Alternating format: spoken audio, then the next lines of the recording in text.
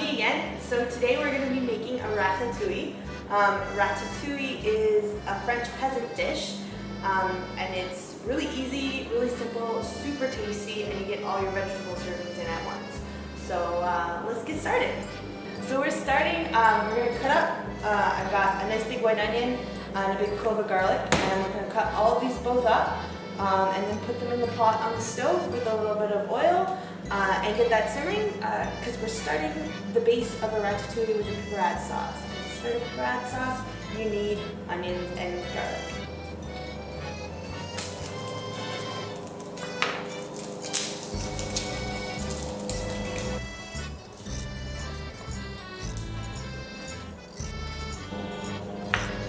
You don't have to be really exacting about how small you mince these, because the whole pepperade sauce is going to get put through the blender. I hope it comes back. Like this.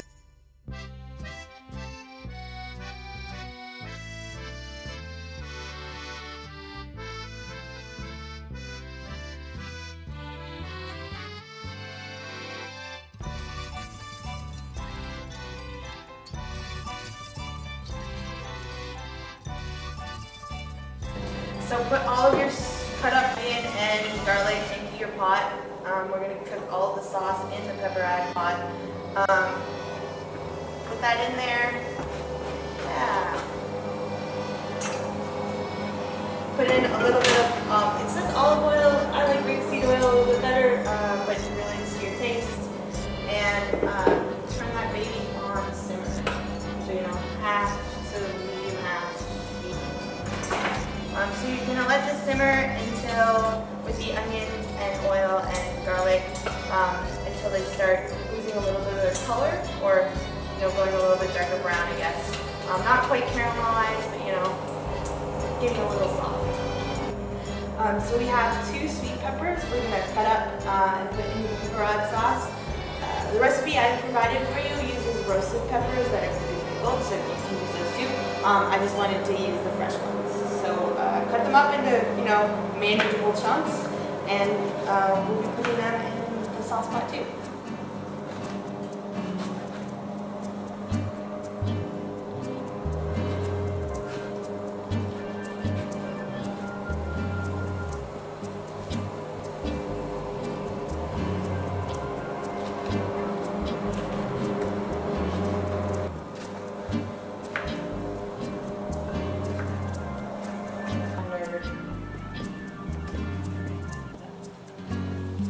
So we're going to move the peppers into the pot just like the onions and garlic.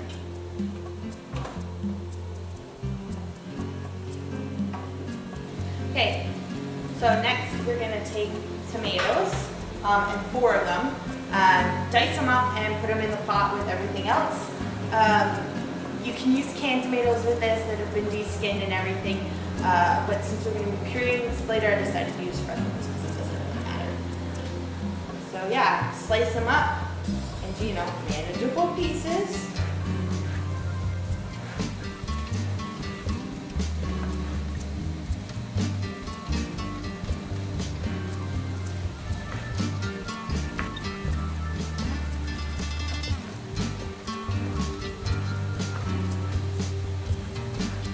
And tomatoes into the pot now.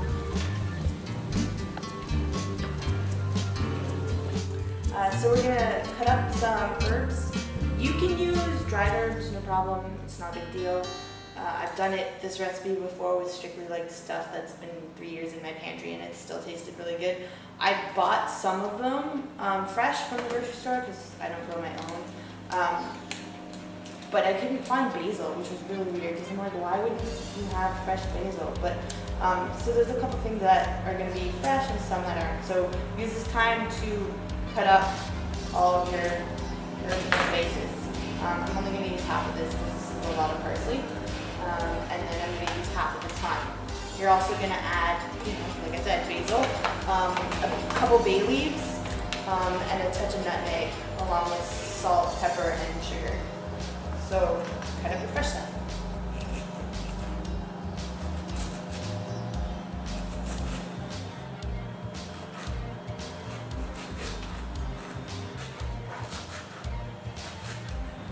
Now put all your fresh cut herbs in the pot. And a bit of a stir. Still on medium heat because things are still cooking.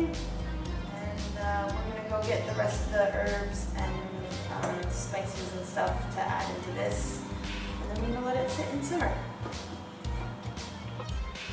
So we're going to add in the rest of the flavoring for the pepperoni sauce. So, some pepper to taste. And again, you should, learn your own taste, know how much you like. Some salt to taste. Some sugar to taste. A little bit of sweetness. I'm going to add less sugar than I did salt. A little bit of sweetness is nice. I'm going to put in bay leaves now. Again, you can get these fresh, but the supermarket was suspiciously low on fresh herbs. So I'm going to put in 2 whole ones. These are dried. Basil, lots of basil. If you can get it fresh, it's better, but the dried stuff works just as well.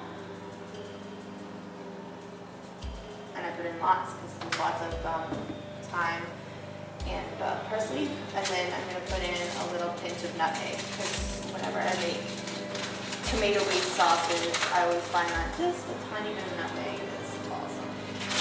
So yeah, once that's done, cover it up and go back to pan. Okay, so next is the vegetables. It's going to make up the bulk of the ratatouille. You can use pretty much anything you like. It is a peasant's dish and everyone kind of does it in their own way. Today I'm going to be using green zucchini, eggplant, carrots, mushrooms, and tomatoes. You can use yellow zucchini or anything that you think would go good with the sauce. It's typically vegetarian, so don't go overboard with the meat or anything. Yeah, so next we're gonna slice all of this stuff up into nice pieces. So where I didn't care before with the pepperoni sauce how big or small I cut things up, the more time and effort you put into slicing these things, the nicer they look. If you have a mandolin that'll slice them for you really nice, use it. Be carefully because it can be really sharp, but I'm just gonna cut things up with the kitchen knife. So starting with zucchini. Go at the end, and just, chop it.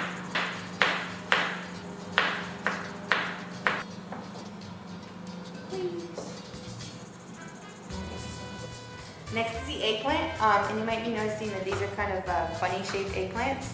At the grocery store, they're called Chinese eggplant, and I picked these ones instead of your regular ones, just because they fit the shape of the zucchini better, so that they're all roughly around the same diameter. Because normally eggplants are like this big around.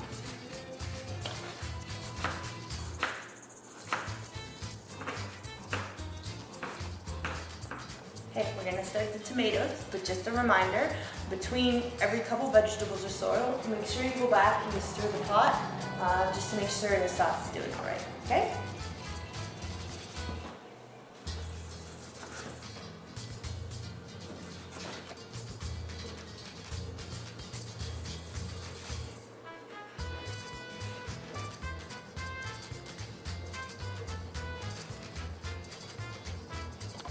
Mushrooms! I have 2 types of mushrooms. Your regular, run-of-the-mill white, sometimes called button mushrooms. And I have community mushrooms. I have mushrooms make this sort of stuff taste really good.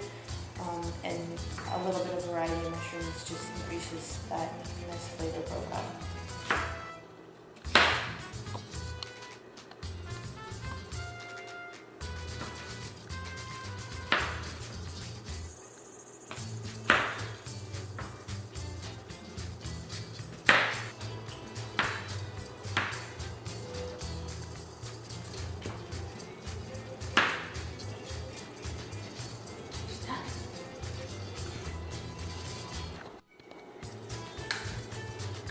What's up, Doc? Oh, brother. Yeah, so, cut up some carrots.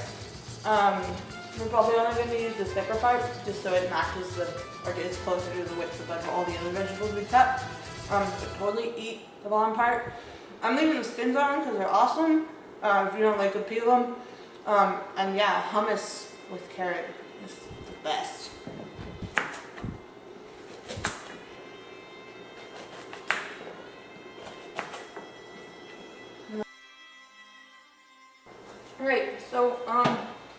Your sauce, everything's starting to look really cooked. It's still pretty chunky and still kind of watery. So we're gonna add some tomato paste to it to thicken it up. I personally, first time I tried this, I only added 1 can and I found it was still a bit runny for my taste, so I'm gonna add 2 this time. So, to your taste, cans of tomato paste. 1 in. So really thick, and after you add the tomato paste. Sorry, I forgot what that was. I'm gonna add some balsamic vinegar for flavor because it's freaking tasty. Not red wine, not white, not rice, not apple cider vinegar, balsamic vinegar, and only balsamic vinegar. This is gonna be awesome. So yeah, turn that down to low heat or to like a simmer, and it should be pretty much done. It's gonna look beautiful. Look at this sauce, it's all chunky and awesome. And now we're gonna put it, if you have a food processor, use a food processor. We're using a blender for this, and we're gonna puree it into something nice and smooth and awesome. Sorry, I'm doing it this angle, but my right hand is significantly stronger than my left. Don't forget to turn your stovetop off. Okay, make sure this is all sealed up properly. Your little cap, your thing, all in place properly tight. Because if you don't, it's gonna explode red sauce all over your kitchen, and that's a horrible mess to clean up. And you all know how I feel about cleaning these up. So yeah, just double check that before you start. Engage. So now that this is done, we're gonna pour it into the bottom of our dish. Yeah, so about half of it, put half of it on the bottom of your dish. Boop, boop, boop. I'd say that's about half. And go grab a big spoon to spread that around with. So, and you're just gonna spread it around so that it covers the entire bottom of your dish. Voila! And you can see how much, like, thinner it is and not as chunky as it was when it went in there. So this is awesome. Voila! So, remember now to set your oven to 350 before you start getting fancy with the vegetables, so that the oven will be all warmed up and ready for when you're done. Okay, so now we're going to start layering our veggies. The more time and care you take with this, the nicer the presentation of the dish. So, just stick them in. Alternate between your different types. So, I've got 2 types of mushrooms, tomato, zucchini, eggplant, carrot, and just go around. The more you make this dish, the more comfortable you are getting fancy with it, the nicer the look you get. Practice makes perfect and all that, but just keep layering it in. The sauce is nice because it kind of holds everything in place.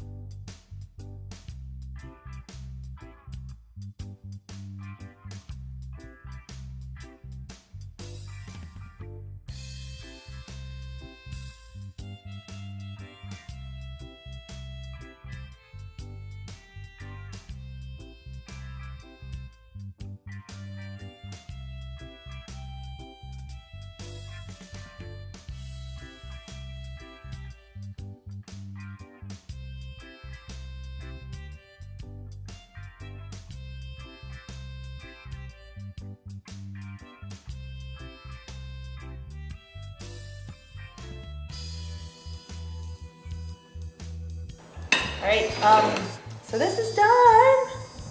Yay! All the vegetables are really nice. You can cook it like this, but I've got a few more additions that I want to put in on it. So I'm going to pour in the rest of the beautiful sauce we made. Just pour it over the top. Just cover it up nicely. And boom back. Scoop it out. Spread it around. Yeah, look at all that. So good. So good. As this stands right now, we could, just pop it in the oven. It's perfect ratatouille. Cook it, serve it, enjoy it. It's a vegan dish right now, but I'm gonna add one last little thing that's gonna make it awesome.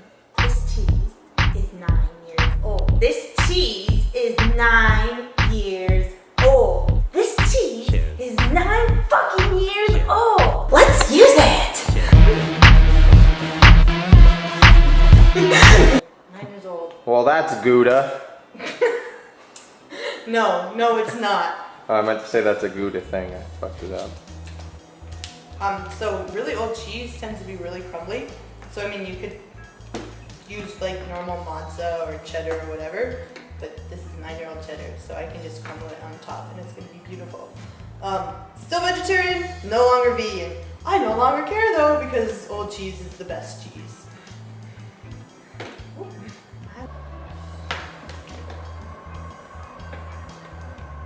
Hey, Alicia. Yeah? Why can't you have any of my Mexican dip? Why? Because it's nacho cheese. Terrible. Unacceptable. Nope, not doing it. No cheese puns. You've outpunned me. I guess you could say I'm pun beatable. Yes. When it comes to making puns. You are pun beatable. We totally cheesed this up, and to my satisfaction. If you like more cheese, if you like less cheese, less cheese. But we're now gonna pop it in the oven for 15 to 20 minutes, and then it'll be ready to serve.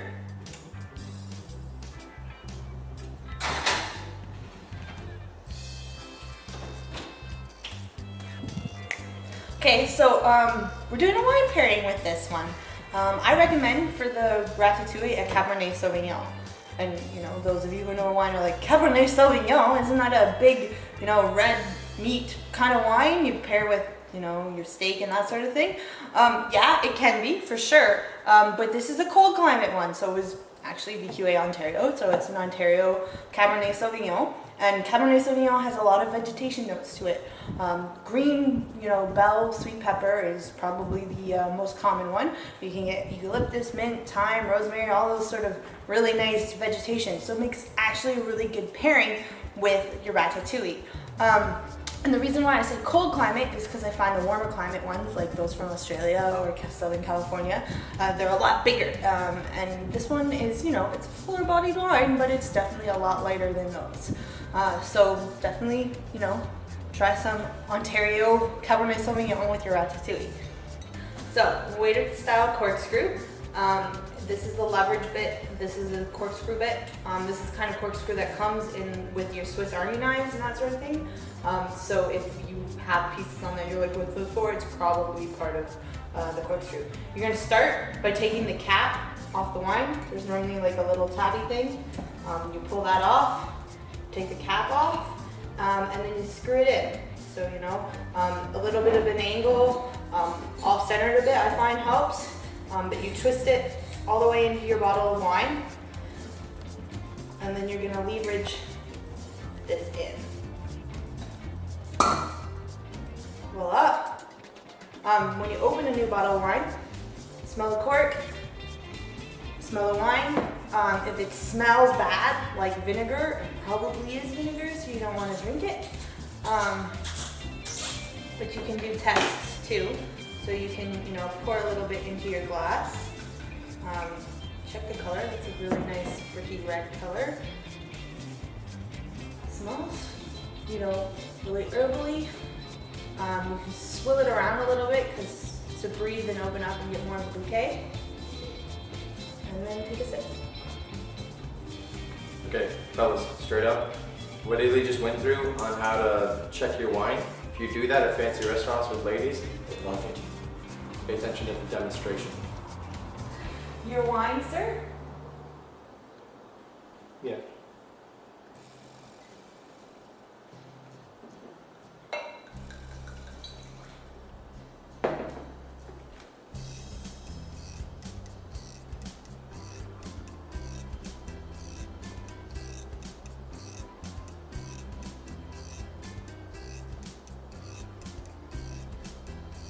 will do. Boom! All the ladies. Okay, so now it's time to take the ratatouille out of the oven.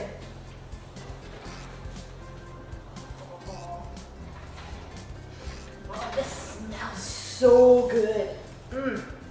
So good. Wow, I wish, internet, smell-o-vision, get on it, because this smells awesome. But the smelloscope is brilliant, I tell you. Think of the astronomical odors you'll smell thanks to me. And you're missing out. Yeah, so all that's left is to serve it and try it.